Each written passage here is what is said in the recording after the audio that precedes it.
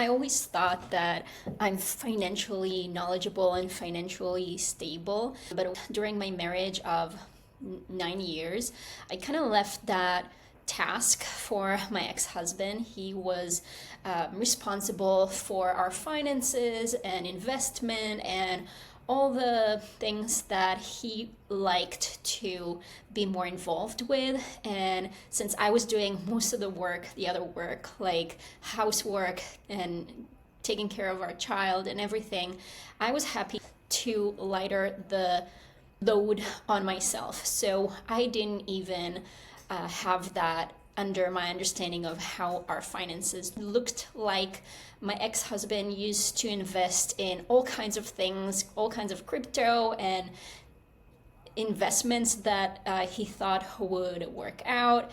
And I just handed this over to him. When we got separated, that was a very scary part for me. He was making most of the money, and I was working on starting a business that wasn't making a lot of income home. And I was the one to follow his job to a new place, and I had to start over in a new country, totally knew everything without knowing anyone, not having a job. So it was a really tough and tight place for me to be separating from him after all this time of not having to be involved with our finances. And even though I consider myself very involved with everything and very knowledgeable about all the aspects of life and highly intelligent, I was struck really overwhelmed and scared being in this new financial situation of not knowing how I will get through during that time of divorce and after, the life after. And that was why it was so hard to pull the trigger and leave that relationship behind. I had too many aspects of my life entangled with his, not only our financials, my work, our kid, being away from home. I didn't have family. We just moved to another city, so I didn't have a big community, friends. So I had everything kind of entangled with him, but the financial part was really difficult. And I found myself at 35 years old, scared financially for not knowing what to do next. So these are 4 things that I did slowly and gradually during these 2 years of divorce that I went through, that if you're going through something similar, maybe this is going to be helpful for you as well. First thing I did is start a budget. I was under the impression that my ex-husband had all of our expenses brought into this app called Mint, and I started asking questions after our separation, and turns out that he didn't actually do that. So I had to take it on me and start a budget for myself, and I found the app called Copilot app. And I really love it. I really recommend it. It's not a free app, but it was worth it for me because it connects automatically to a bank account and credit cards and brings it all in a very good user-friendly way, so that you don't have the headache of having to manually do your budget. You can create your own budget really specifically.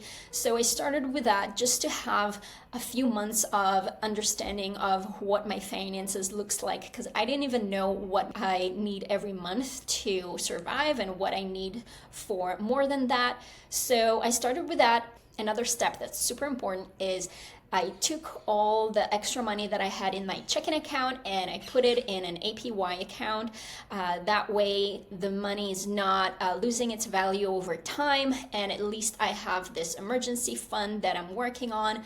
And now that I know what's my monthly expense looking like, I could put 3 to 6 months into that emergency fund inside an APY account to save the value of the money. Next thing I did, way in the future, but the first thing I took care of after we got the divorce was take care of my will, power of attorney, and health directive.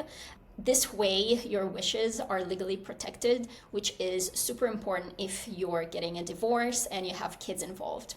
And then last thing I did, and I just finished it, and I truly recommend that, is get a financial advisor.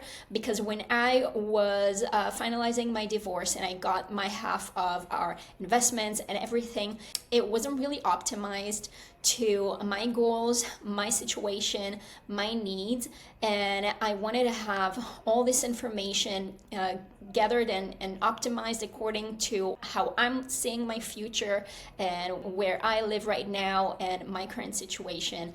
And that also gave me some feeling of confidence that I can make specific decisions and not be afraid of taking action and moving things around, because I was scared of even moving some of my funds from place to place. So it really helped me do that.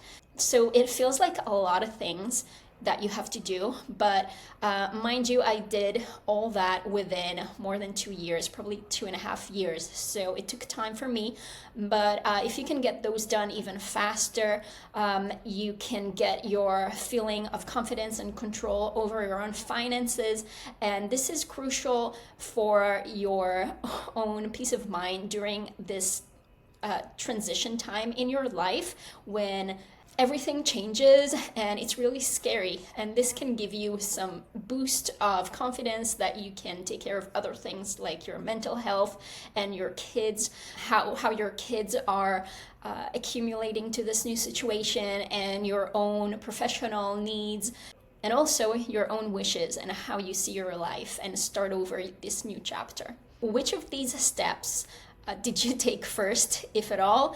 Comment below, let me know how you're doing. And if you have other financial tips to help you go through this transitional period with a little bit of peace of mind.